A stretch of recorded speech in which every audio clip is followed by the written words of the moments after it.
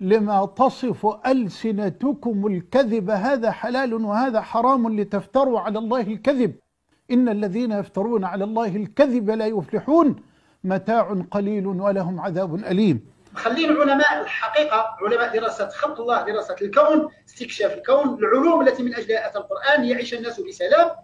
يقول لك لا، احنا نعيش بسلام إذا كانت عندنا عقيدة سليمة. عندك عقيدة سليمة ولا جات أمريكان يضربوك في 2 دقائق. هذيك العقلية السليمة ديالك سير كبها في البير. هذيك العقلية السليمة ديالك سير كبها في البير. فهناك صنف من الناس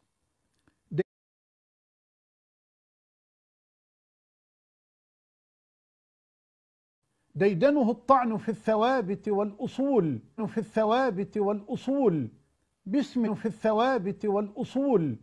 باسم التثقيف والتنوير وحرية،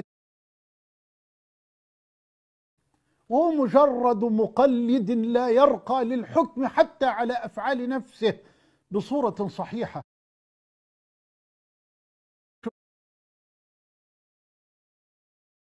ليخرج منها ما قبر منذ مئات السنوات، يرتدي زي العلماء وسيم المصلحين والحكماء، وما هو إلا فتنة للجهلاء.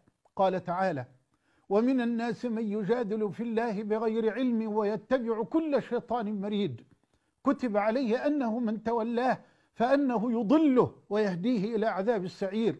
وقال سبحانه: ومن الناس من يجادل في الله بغير علم ولا هدى ولا كتاب منير، ثاني عطفه ليضل عن سبيل الله، له في الدنيا خزي ونذيقه يوم القيامة عذاب الحريق، ذلك بما قدمت يداك وأن الله ليس بظلام للعبيد.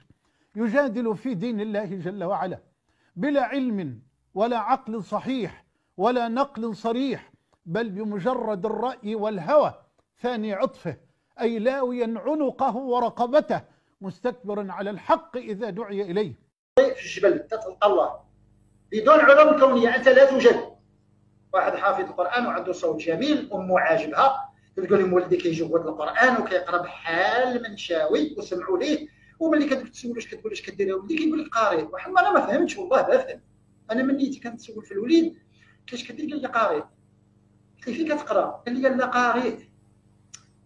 قلت له شنو هي قاري؟ قال لي كنجود القرآن. واش فين وصلنا؟ هذه دابا صيفه حرفه ميتي. شنو هي القاري؟ شنو هي القاري؟ شنو هي القاري؟ راه لا اله الا الله، لا اله الا الله، راه لا اله الا الله. راه بقى هذا التعطير الشيوخ، راه الامه غادي يقضيو عليها. راه ما كيشوفوا الا شهر كيفكروا ديك السلحفات كتشوفها شبر قدامها. والذي يدمي القلب أن هؤلاء يسمون في بلاد المسلمين بالنخبة من رجال الفكر والثقافة والفن والأدب، فلقد أساء الأدب مع الله. هذا الطلبة الجيم هذا اللي اخترع الضوء اللي ضوى على الكرة الأرضية كلها.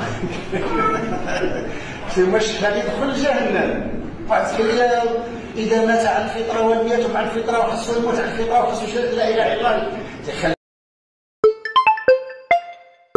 هنا باقي كنرجعوه، عطرنا الشافعي. لماذا؟ لأنه تأطير الشيوخ. قال لك سيدي الدين هو الأول، الشارع هو الأول، أنا خصني نعرف العلم اللي وصلني الله، أنا خصني نخاف الله، أنا خصني نخشى الله، خصني ندخل الجنة. خلي ديك الحور العين وعاد اللي خلات الناس مساكن انتحروا، والحزام الأحزمة الناسفة، والناس بغاو يدخلوا للجنة باش يشوفوا الحور العين. والله مصائب عباد الله، والله باقي كاين اللي باقي كيتكلم على الحور العين الآن. رغم أنها في القرآن ما كايناش. يا ودي الله يهديك السي المعطاوي، والله يهديك. ودابا انت شو غادي ثاني تشعل لي ثاني. قلت لك الله يهديك اصاحبي، ما كاين لا حور عين ولا سيدي 16. وقال تعالى: محمد حسان عالم ليس عالم. محمد. السلام عليكم ورحمة الله وبركاته. الحمد لله والصلاة والسلام على سيدنا رسول الله صلى الله عليه وعلى آله وصحبه ومن والاه، وبعد. فإن القول على الله تعالى بغير علم من أكبر الكبائر.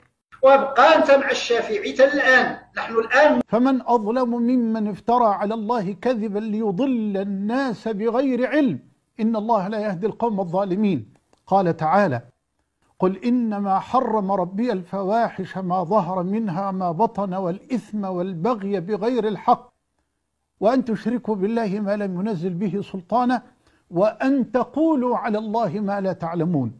وقال سبحانه: ولا تقولوا لما تصف ألسنتكم الكذب هذا حلال وهذا حرام لتفتروا على الله الكذب إن الذين يفترون على الله الكذب لا يفلحون متاع قليل ولهم عذاب أليم. خلين علماء الحقيقة، علماء دراسة خلق الله، دراسة الكون، استكشاف الكون، العلوم التي من أجلها أتى القرآن، يعيش الناس بسلام. يقول لك لا، احنا نعيش بسلام إذا كانت عندنا عقيدة سليمة. عندك عقيدة سليمة ولا جات أمريكان يضربوك في 2 دقائق، هذيك العقلية السليمة ديالك سير كبها في البير.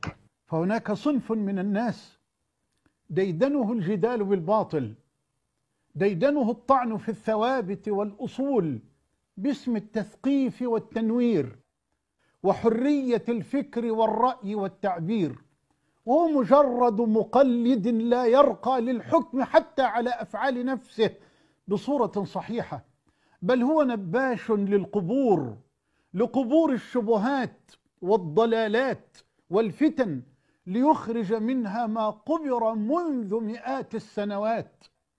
يرتدي زي العلماء وسيم المصلحين والحكماء، وما هو إلا فتنة للجهلاء.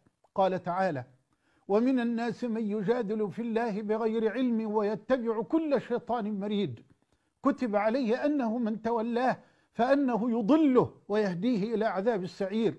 وقال سبحانه: ومن الناس من يجادل في الله بغير علم ولا هدى ولا كتاب منير ثاني عطفه ليضل عن سبيل الله له في الدنيا خزي ونذيقه يوم القيامة عذاب الحريق ذلك بما قدمت يداك وأن الله ليس بظلام للعبيد.